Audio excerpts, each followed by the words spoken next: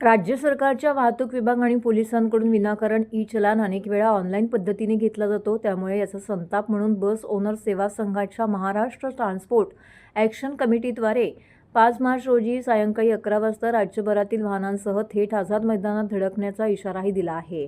ठाण्यातील शासकीय विश्रामगृहात आयोजित पत्रकार परिषदेमध्ये वाहतूकदारांच्या समितीने याविषयी माहिती दिली आहे. तसेच शासनाने तोडगा काढला नाही तर हे आंदोलन अधिक तीव्र करणार असल्याचं देखील सांगितलंय.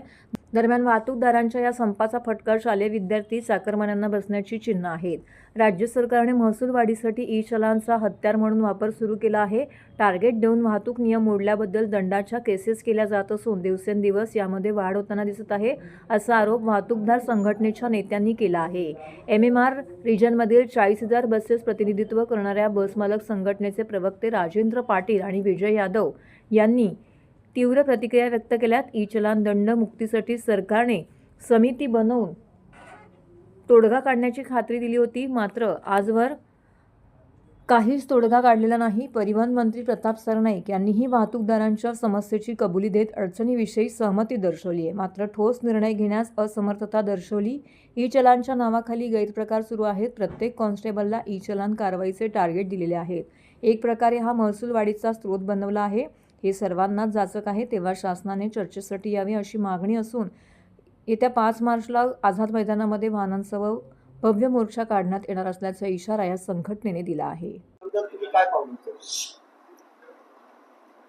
गेले अनेक वर्षापासून आम्ही ई-चलन विरोधात आंदोलन करतोय. शासनाने आम्हाला वेळोवेळी आश्वासनं दिली, कमिटी स्थापन केली, परंतु ई-चलनच्या नावाने जी रिकव्हरी चालू आहे, टोल टॅक्स आणि थोडक्यात सांगितलं तर रॉबरी, नियमानुसार व्यवसाय करणाऱ्यांकडनं खंडणी वसूल करण्याचं जे धोरण अप्रत्यक्षरित्या ह्या टॅक्स ई-चलनच्या माध्यमातून चालू आहे, त्याच्या निषेधार्थ आम्ही उद्या 5 मार्च रोजी चलो आझाद मैदानाचा नारा दिलाय. आम्ही आमच्या गाड्या घेऊन शासनाच्या दरबारात देणार आहेत आणि त्यांना सांगू की आम्ही व्यवसाय कसा करायचा हे सांगा म्हणून. अशा प्रकारचे ई-चलन, चुकीचे ई-चलन देऊन ह्या इंडस्ट्री मधल्या जे ड्रायव्हर्स मिळणं आज कठीण झालेलं आहे. ही इंडस्ट्री मोडकळीस आलेली आहे.